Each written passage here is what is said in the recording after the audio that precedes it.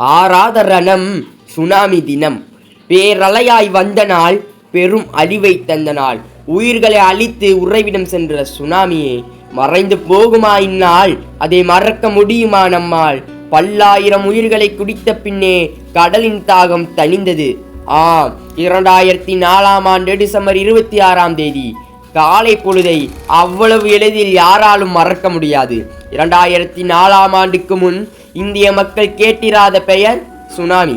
India மட்டுமின்றி உலகம் முழுவதும் அன்று செய்தித்தாள்களிலும் தொலைக்காட்சிகளிலும் திரும்ப திரும்ப கேட்ட வார்த்தை சுனாமி. கடற்கரையில் அலை ஓசையை கேட்டு ரசித்த நாம் 2004 டிசம்பர் 26 அலும் ஓசையை கேட்டோம்.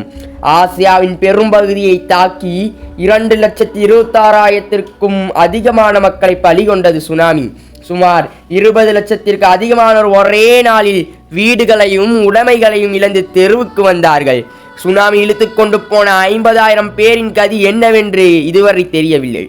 அதிகாலையில் கடற்கரையில் நடைபயிற்சி சென்றவர்கள், தூங்கிக் கொண்டிருந்த மீனவர்கள், கடற்கரையில் கடை வைத்திருப்பவர்கள், கிறிஸ்துமஸ் முடிந்து கொண்டாட்டத்தில் இருந்தவர்கள் என்று பல்லாயிரக்கணக்கோரை அப்படியே வாரி சுருட்டி சென்றது சுனாமி.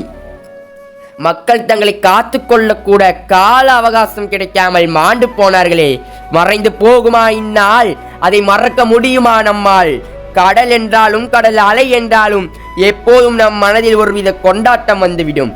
ஆனால் அன்று ஓடி விளையாடி கால் நினைத்த கடல் அலைகள் தீரா துயரத்தை வழங்கும் என்று அறிந்து கொண்டார்கள். இன்று 20 ஆண்டுகள் ஆகிவிட்டாலும், ஆண்டுகள் பல கடந்தாலும், ஆழி பேரலையின் தாக்கமும் அது ஏற்படுத்திய தீரா ரணமும் இன்னும் மக்களை விட்டு போகவில்லை என்பதே நிதர்சனமான உண்மை.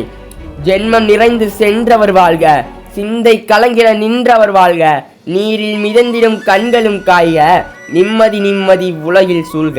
ஜனனமும் பூமியில் புதியது இல்லை, மரணத்தைப் போல் ஒரு பழையதும் இல்லை. இவ்விரண்டும் இல்லாவிடில் இயற்கையும் இல்லை, இயற்கையின் ஆணைதான் ஞாலத்தின் எல்லை என்று என் உடன்பிறவா சொந்தங்களுக்கு நினைவஞ்சலி செலுத்துகிறேன்.